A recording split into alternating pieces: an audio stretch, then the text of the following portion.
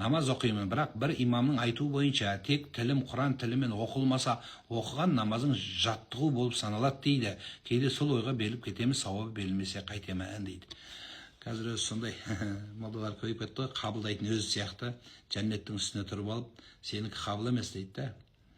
Өзі сол молданың өзіне емтиханнан құлатып жіберуге болады спокойно, дұрыс оқымай айтсын деп. Сондықтан оқи беріңіз, айта береді, ондай уағыздар тыңдамаңыз. Қазір өзі уағыздар көбейіп кетті, бірінші қып, ананы жамандап, анаға сәлем айтып, ананы пост қылып шығарып, анаған түртіп. Сол пост қылып шығаратындар, сәлем айтатындар, плюс маған сәлем айтатындар, бұл қазақты тәрбиелейік та. Уақытыңды, нервіңді, саусағыңды маған әуре қылмай, қазаққа тиіспей, тәңіршіге тиіспей, атеистерге тиіспей, қорғайтын болсаң дініңді, біреудің абидіне тимей қорғауға бола ма, болмай ма осы дінді? Дінге жанашырлар, діннің, исламның жанашырлары өзін солай көрсеткен барлық жанашырларға қайыратын сөз. Сендер исламды қорғасаңыздар, Аллах Тағала инна нахну наззална зикра, Алла өзі түсірген нәрсіз.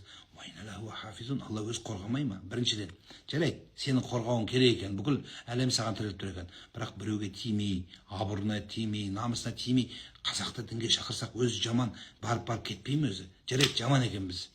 Мен жаман екен. Басқа біреу жаман екен, мейлі сен ойыңда. Енді сол жаманды құрту үшін ерегіссен, сен жақсылық табамын деп отырсың ба? Жоқ, кішкентай, кеше ақыр айтылды ғой енді. Бір өз-өзін ұстаз қылып жариялаған біреу деп айта берейін, енді сәлем айтса керек, енді көргенде жоқпын, ондайларды қарамаймын, бірақ көп адам айтып жатыр да, енді сол айтқандарына айтып жатқан сәлем деп айтыпты маған. Сен діннің жанашы, өз-өзін ұстаз қылып қойып алды ғой бәрі, өз-өзін солай жариялайды бәрі. Самозванец деп қояды ондайда, елдің ішінде самозванецтер, ұстаз деп, академик, елге ұлағатты дүние, артынан тарихи із қалдырған адамдарды ұстаз десе лайықты болады. Мен ол туралы бір сағаттық мемлекеттік телеканалдан сөйлегем, ұстаз деп кімді айтатын. Енді қазір өз бәрі шетінен ұстаз болдық қой, енді жарайды мейлі. Бұл екінші мәселе. Айтайын дегенім, сол біреудің шұқығаннан, ләззат алғаннан бұрын, сондай сәлемдеменің астынан бітеп оқысан кішкентай ғана балалар.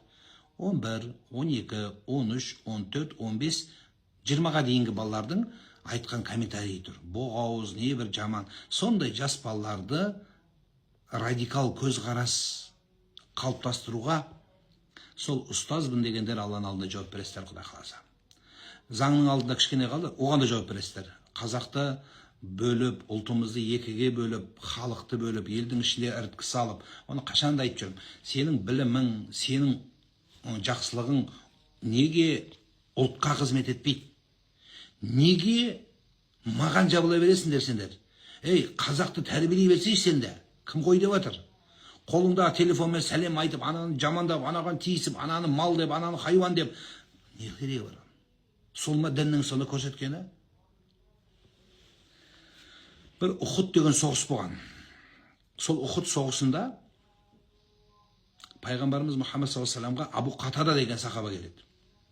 Келеді, соғыста дейді, көзім ағып кетті дейді. Не ғана түсіп қапты, шарасына түсіп. Осы көзімді дейді, осы көзіммен әйелім көрсе мені жақсы көрмей қалады, мені сүйгені тоқтап қалады, я Расулалла десе, Пайғамбарымыз Ухуд соғысында Хамза өліп жатыр. Ухуд соғысында 70 шахид кетіп жатыр. Өзі үстін бәрі қан. Сол кезде, ақымақ, мына жерде сенің әйелің махаббатың айтатын тақырып па деген жоқ. Соның көңілін жамады. Соның көңілін көзін орнына қойды. Сөйтіп дұға қылып Құдайдан көздің жазылуын сұрады. Мен өзім ойлаймын, біздің басымызда осындай күн болса, біз бір-бірімізді тұтып жейміз. Мемлекетте біледі осы, ниетімізге қарай осындай заңды бермей жатқанда сол шығар, пейілімізге қарай. Иорданиядан асып кетеміз біз. Біздің анау Арабиядан асып кетейін деп тұр біздікілер. Арабия өзі не істерін білмей жатса, біздікілер оларға ақыл кетеді. Біз өз қазақты ұрпаққа дұрыс ұстап қалатын, мемлекетті дұрыс ұстап қалатын, заңның аясында тәрбиелейтін азаматтар бізде қалу керек. Имандылық, ислам, ол біздің ішкі дүниеміздегі жүрегіміз. Бір-бірімізді шұқып, тағы да айтам, сәлем айтып, дін омен алға баспайды. Сенің қолың жетсе, күшің жетсе, өзіңе тән кішкентай балаларды тәрбиеле. Соларды ұлт жандығы, мейлі имандылыққа тәрбиелеп жатыр екенсің, одан да күшейді. Мен тілектеспін. Неге біз бір-бірімізді шұқимыз? Менің аузымнан біреу туралы жаман сөз айтқан емеспін. Маған сәлемдем айтқаны. Айтсам талайын талқан шығара аламын мен де. Айтатын жетеді сөзім.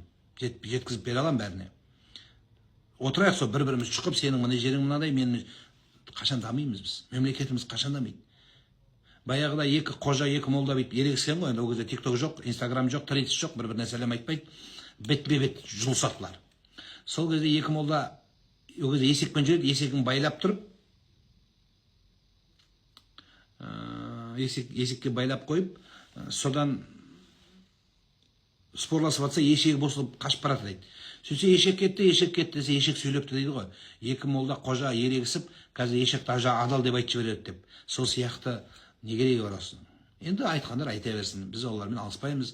Біздің алға қойған мақсатымыз басқа, ұлтымызға қызмет ету, жастарымызды дұрыс арнаға бұру, біздің қызметіміз осы. Алла көріп тұр әркімнің ниетін. Енді түсінем, бажалар түртіп атқан олардың да. Түсінем, қай жақтан жел ұрып атқан, кімнен кеп атқан. Енді Аллахтың көзі сөзі болсын.